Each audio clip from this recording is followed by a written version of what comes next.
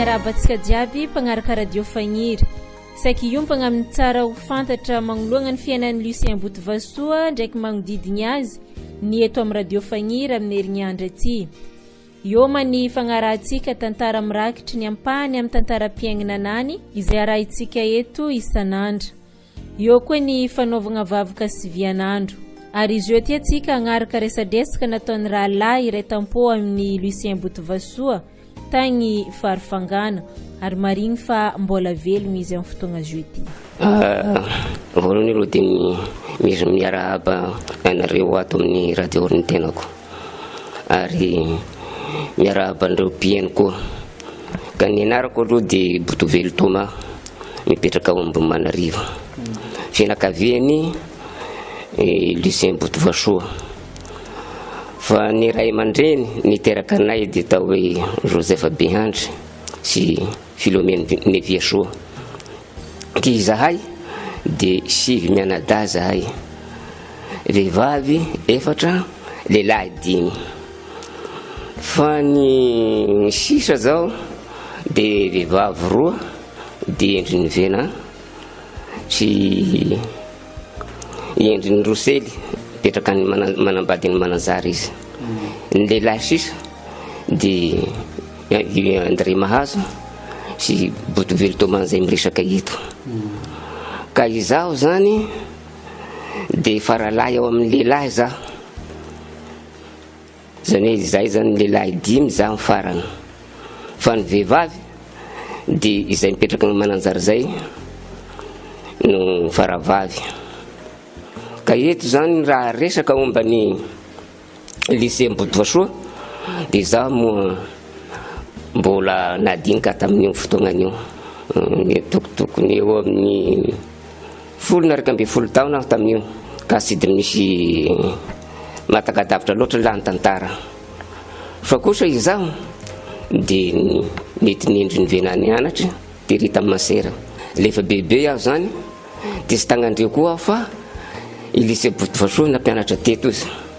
Ka isaky miakarivotra zany dia sahiragna ireo mitady anahy fa milefa aho zany magnantona anazy etiky. Dia ramose moa sy mandrafa dia mampianatra avao ataona. Ary rehefa ela dia napetraka zany dia tity nianatra dia nianatra katesizy dia izy aby nampianatra anay teto. Ary dia vita premier communion za fa i Mampera Garika zany no nagnadina anay teto. Ka i Lucien Botovasoa zany dia izy aby zany mikarakara an'io manentana ao tamin'ny fiangonana zany sady mitendry harmonie.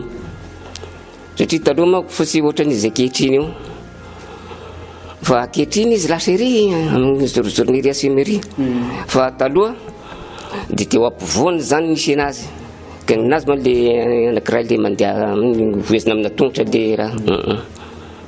Dia nimpianatra n'izany eo aloha eo dia izy zany mitendren'igny harmonie igny. Ary rehefa tonga moa ny andro Noely ody mihira avao koa izy. Sy mitavandra olo raha zany fa dia mivango izy manao harmonie. Ary rehefa tonga zany tamin'ny 47 dia ay moa dia nilefa iay. Dia izy zany mbola mipetrapetraka tafara teto. Iay zany nilefa tery volomborogna ery. Le rakilahy sahy ny teny sy fantako io olo. Fa ny akamany zany dia ny zandrony io, akamany zalahy io. Fa le tiky le olo sy fantako zay zany ny teny hoe avoita ramose io izy. Raha sy avoaka anareo io izy dia hotitenay nareo mianakavy. Tamin'izay ny fianakaviana dia nondrokaby nitomagny lasa tanomaso. Fa izy sy niteny fa dia nisangana izy dia nilony avano safoina dia lasa izy nandeha sy niteny izy. Ka nilany tantarany zany hitako zany dia ohatran'izany zany mba hita masoko tateraka sara misy. Karakory ary fahitanao ny fomba fampianarany?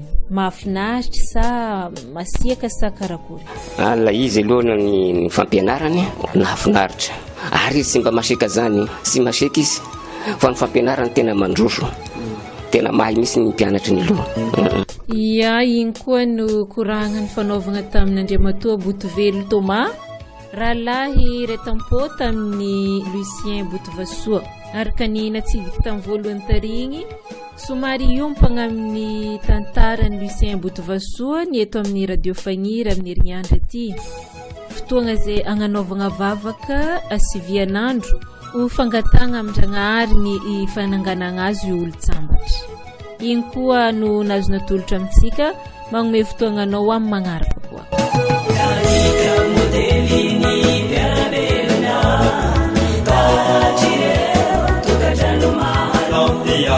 Pianatra sina